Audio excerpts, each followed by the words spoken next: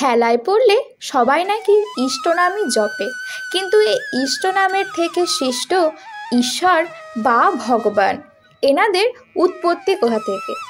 বা বলা যেতে পারে হিন্দু ধর্ম মতে সৃষ্টিকর্তা বা ঈশ্বরকে, আর এনাদের মধ্যে তফাৎই বা কি? হিন্দু শাস্ত্রে প্রধান দুটি শব্দ হলো ঈশ্বর এবং ভগবান।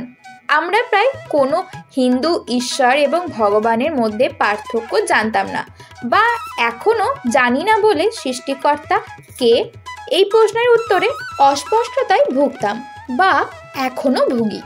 কারণ হিন্দু শাস্ত্র মতে ভগবান অনেক বা বহু, কিন্তু বহু ভগবান তো আর সৃষ্টিকর্তা হতে পারে না, সৃষ্টিকর্তা মাত্র একজনই।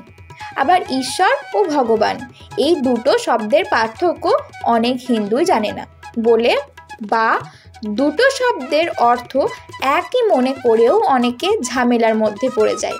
কারণ ভগবান যেহেতু বহু, যেহেতু তখন ঈশ্বরও বহু হয়ে যায়, কিন্তু ঈশ্বর তো আর বহু নয়, ঈশ্বর হচ্ছেন একজনই। তাহলে এবার প্রশ্নটা আসছে, ঈশ্বর ও ভগবানের মধ্যে পার্থক্যটা কোথায়? যশ, বীর্য, ঐশ্বর্য, শ্রী, জ্ঞান, বৈরাগ্য এই 6টি গুণ যার মধ্যে থাকে তাকে বলা হয় ভগবান, আর সকল গুণ যার মধ্যে থাকে তিনি হলেন ঈশ্বর। কিন্তু সাধারণ মানুষ হিসেবে জন্ম নেওয়া কারো পক্ষে এই 6টি গুণ অর্জন করা কখনোই সম্ভব নয়। শুধু অবতার রূপে জন্ম নেওয়া কারোর পক্ষেই কেবলমাত্র এই 6টি গুণ অর্জন করা সম্ভব হয়। এছাড়াও প্রায় সব দেবতা এই 6টি গুণের অধিকারী। এই জন্যই বলা হয় ভগবান রামচন্দ্র, ভগবান পরশুরাম, ভগবান ইন্দ্র, ভগবান বিষ্ণু, ভগবান শিব, ভগবান ব্রহ্মা, ভগবান শ্রীকৃষ্ণ এবং আরও অনেকে।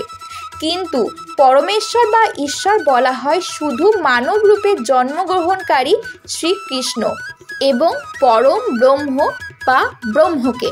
তাহলে এখানে দেখা যাচ্ছে যে ভগবান উপাধির অধিকারী শুধু অবতারগণ এবং দেবতারা। তাহলে যশ, বীর্য, ঐশ্বর্য, শ্রী, জ্ঞান, বৈরাগ্য এই 6টি গুণ যার মধ্যে থাকে তাকে বলা হয় ভগবান, আর সকল গুণ যার মধ্যে থাকে তাকে বলে ঈশ্বর। তাহলে শ্রীকৃষ্ণকে একই সাথে ভগবান এবং ঈশ্বর বলা হচ্ছে কেন? হিসাবটা খুব সহজ। অন্যান্য সব অবতার ছিল বিষ্ণুর আংশিক অবতার, কিন্তু শ্রীকৃষ্ণ ছিল পূর্ণ অবতার।